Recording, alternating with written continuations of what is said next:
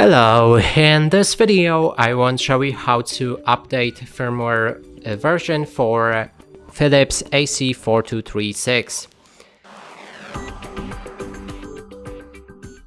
To do this, first, as you can see, when we open the app and click on our device, you can find firmware update, and there's how to update button that we can click on.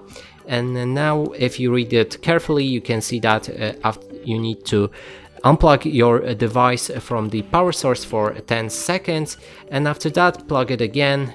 That way the update should start installing process, and after 2 or 3 minutes it should be done. And that's it for this video. Hope you like it. Please consider subscribing to our channel, leave a like and a comment below.